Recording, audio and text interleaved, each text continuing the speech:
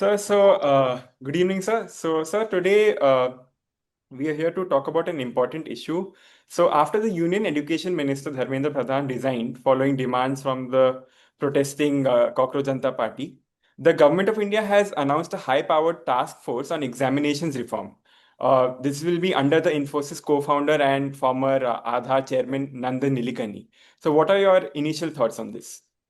I think it's a great idea, Akshat, because government is not the repository of all wisdom or ideas. We need to bring in the best expertise. Take Mr. Nandan Nilekani, he's a good friend. He's done outstanding work in Aadhaar, a unique identity number and the whole system. And quite rightly, the Modi government embraced it after they came to power, after India came to office in 2014. He was also, I don't know what his current political status, but he was a contestant on behalf of the Congress party for the parliament. So it also is bipartisan and non-partisan. And all the members of the committee, to the best of my knowledge, are experts from various fields. And they're not really party political people. Yeah. And they have a lot to bring to the table. They're renowned academics or entrepreneurs or technology people. Yeah. So I think it's a very wise idea. Because no matter how much we do, in government, we don't have enough expertise. Yeah. And two, even if government does a lot of good things in a very polarized atmosphere, the public trust will be brought when you bring the experts who are above parties and not part of the government on a traditional basis. So I think on every count, it's a very good idea. My only... Your life doesn't really change because the party wins in the election. It changes because the system works or doesn't. That is what we discuss here. Subscribe to this channel if you would rather understand the system than pick a side. My only request would be to ensure that this committee goes beyond the logistics of examination. That's only one small part. They have to go to the extent possible. I don't know what are the terms of reference. To the extent that the terms of reference permit, they must go into the whole issue of educational outcomes and proper measurement so that the best rise to the top and they have the right kind of incentive to be able to prepare for examinations or to equip themselves with skills. Yeah. So now one of the task force's objectives is to use digital technology to make question paper preparation and distribution more secure and transparent. Now, beyond improving security, sir, do you think this will improve the quality of examinations, and is our school education system prepared for this kind of transition? There are three issues here. One is, if you are thinking of digital examination, are we thinking of one examination, one paper for all the contestants or competitors? Because that means significant logistical challenges. Digitization certainly helps because you see, the problem with examinations in India, where they're very highly stressful situations, enormous amount of stakes are there riding on these examinations. The candidates, the parents, the teachers, the coaching institutions, the whole society. The number of advertisements you get immediately after the selections are announced, front page newspaper advertisements, television, etc. So it's become a very high-powered thing. Now, as long as that is the case, if you have a normal examination system of, somebody setting the paper, and then printing these question papers, and then logistics of transmitting these question papers to all the examination centers, so on and so forth. So for a long time, not merely today, once in a while question papers are leaked. Because the pressure is so much, demand is so much. Logistics, the more complicated they are, the more they are prone to integrity of examination being adversely affected. Therefore, digitization certainly helps. Okay. But do we have adequate logistical support across the country for a large examination? Tomorrow it may be also UPSC, at least the objective part of it, the phase one or whatever. I understand that NEET examination attracts something like 24 lakh students. If I don't know how many go for the IITG examination, so on and so forth. So can we do it one time? Or Andhra Pradesh and Telangana have experimented for the past 7-8 years digital examination, but in batches, staggered batches. They're allocated probably on random basis to various batches. Yeah. But the examination is standardized in such a manner that though paper is not the same, the standards are identical. Yeah. And they've done a remarkable job. Yeah. No questions about integrity of the examination, no questions about selection. The student community, the teachers, educational community, they've embraced it very well. They do it with great passion and efficiency. Yeah. So shall we do it that way? If so, can we prepare our society? Yeah. Will the parents and the students be happy with that? Because even if the question papers are very similar, if you take one test, but I take a different set of questions, there'll be all kinds of confusion and concerns in a highly competitive examination. Yeah. So we have to look at that carefully. Yeah. The third question you asked is the quality of testing. Yeah. If merely logistics improve, but the quality of testing is rote learning based, without any conceptual understanding or application of knowledge adequately, then the purpose is defeated. So I think that must be done. But that's actually, if we have the will, that's the easier part. Because we have globally very high quality testing materials. Now, PISA is a good testing program for international students assessment. The SAT examination for the universities in the US and ACT examination. Now, some universities are utilizing them, some are not. But there was a time not too long ago when all universities made it a standard format for testing. The A levels of Britain, for instance, after school. So there are all kinds of models available, the digital tools available. Even in the current government at the union level, there are members in the Union Council of Ministers who have expertise in these examinations. Mr. Pemasani Chandrasekhar, a minister of state, for instance, he made his reputation as an entrepreneur. He built an empire, preparing medical graduates all over the world and the United States. After graduation, they have to take certain tests, step 1, step 2, and step 3, to be able to practice in the United States, as well as to be able to compete for postgraduate positions in the United States. It's a very highly acclaimed model, what Mr. Chandrasekhar has done. So, there are models available if you have the will. So the last question is what you raised.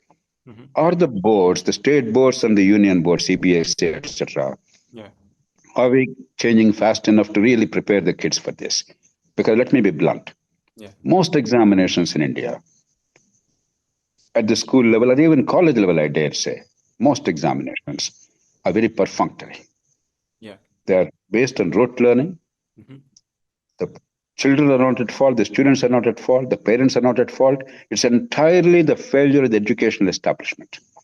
I think we all should introspect. There's much to be done. The school boards, the national boards are a little better, but not much better. The universities across the country, central universities are a little better, perhaps, but not much better. Some elite institutions are better. But in general, our educational enterprise has failed our children and their parents spectacularly. So this is also a time to look at the whole educational enterprise.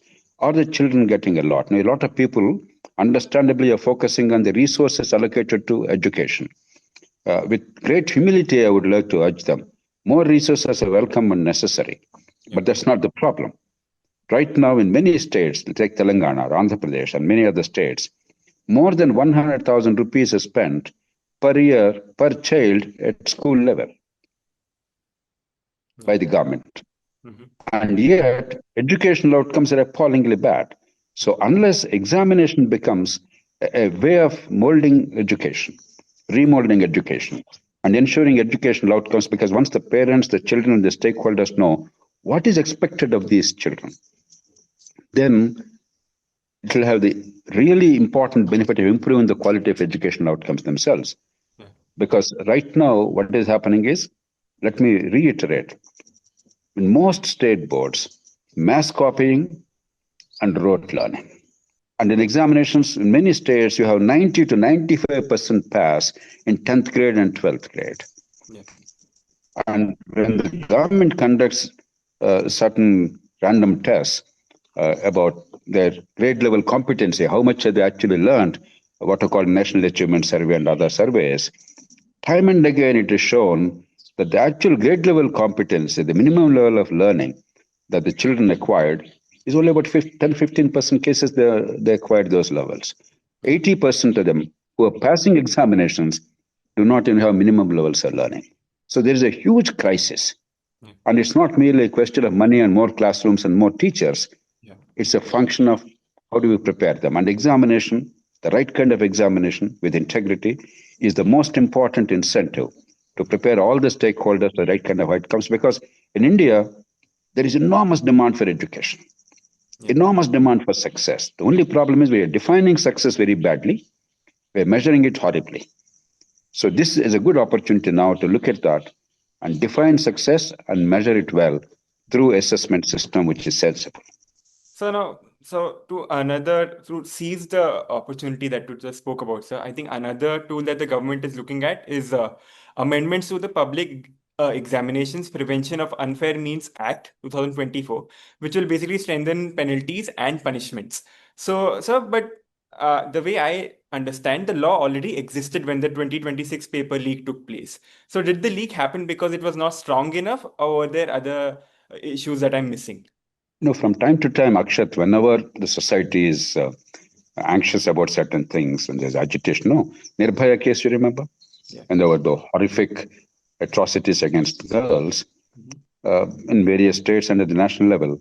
Immediately, we appointed a committee headed by Justice J.S. Verma, a former Chief Justice of great eminence, Yeah. and then we amended the law. So this is the normal response. Now I can understand that after all, legislatures exist in order to tighten the law when it's required. Yeah. It's necessary, but that simply is not the issue.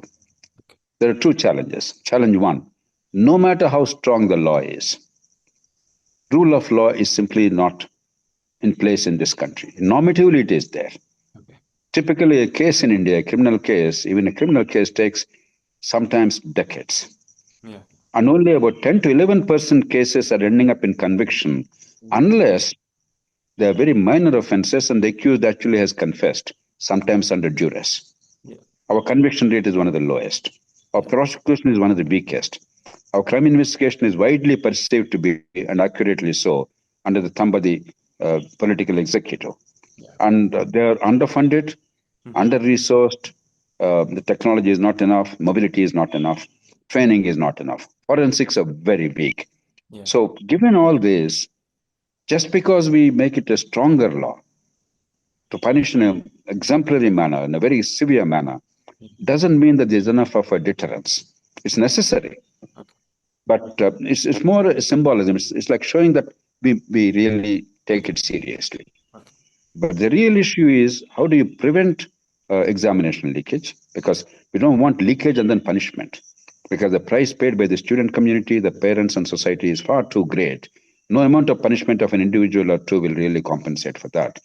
The real issue is how do you really improve the integrity of the test so that there's no leakage at all? And two, how do you use this as an opportunity to improve the educational outcomes?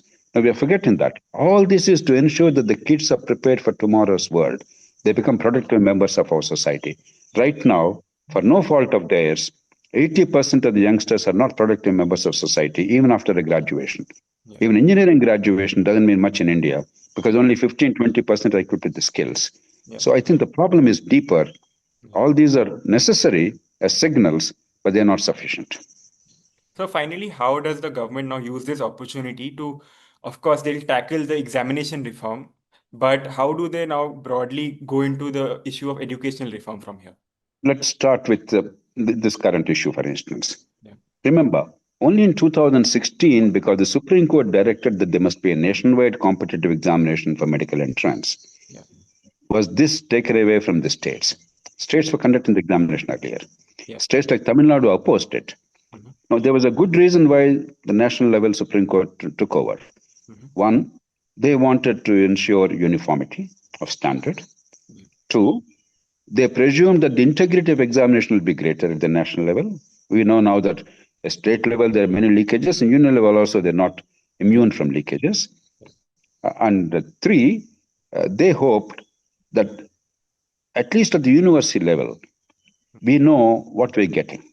If each state has its own standards, its own syllabus, its own curriculum, its own testing, even at university level, particularly for these STEM courses and very valued courses like medicine, etc., if there is no assured foundation for every kid, it's not serving the country well. And finally, the Supreme Court also wanted to make sure that the all India admissions I think they ensured 15% quota is the undergraduate level national pool rather than the state specific. And I think in post-graduation, it's 50%. In super specialization, they said near 100%. So to ensure that, they required a nationwide examination. But now if nationwide examination is so stressful, it is so prone to these kinds of challenges as we are seeing, should we go back to the state boards again? Pre-2016, if we decentralize it, will the stress be reduced? But if that is the case, how will you guarantee that there is a uniform standard of both testing and integrity at the state level? Yeah. But finally, why is this fascination for entrance examination? All of us want entrance tests for our kids, for our family members. Why? Yeah. Because we no longer trust the board examinations. I can tell you with a degree of shame and with some degree of authority, if you take Andhra Pradesh and Telangana, let's say +2, let's say they've taken sciences, biology, physics, chemistry, etc.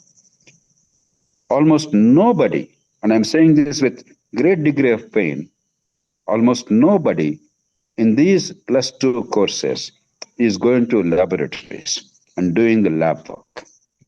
Sciences require not merely mugging up the formulae or definitions, but actually doing the lab work and understanding how these principles work in practice and apply those principles of that knowledge and conceptual understanding to solve real problems. And yet, everybody gets 100% in the lab work. Just to give an example. Yeah. So we devalued the board examinations. Yeah. It is a disgraceful thing. We are doing a great disservice to parents and the children.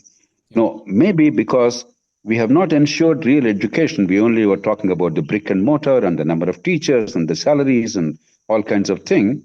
We didn't do what was necessary to ensure real education and skills.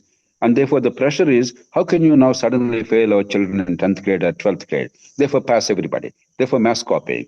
Therefore, rote learning. This is the pattern. Now, we have to reverse this. It's not going to happen in one day.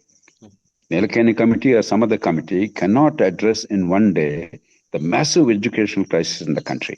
There must be political commitment. There must be first acknowledgement of facts. Even well-meaning, good people in the country are not aware of the magnitude of education crisis in India. I repeat, only 15-20% of the children of India are getting decent education. Not global standard yet, but at least decent and they can pick up. 75 to 80% of youngsters of India, for no fault of theirs, despite parental sacrifice, despite considerable innate ability, despite hard work, they are not able to fulfill their potential. And to me, that's the greatest sin. Yeah. Now, this whole process must generate the movements to actually transform education, because, there are 240 million children in schools in India. There are 40 million youngsters in colleges in India, the largest number, both of them. Yeah. Numbers are impressive. Outcomes are depressing. And we have to bridge this gap. Thank you for this conversation, sir. I think this was very insightful. And with this, we've come to the end of this interview with Dr. JP. Thank you for your time, sir. Thank you, Akshat.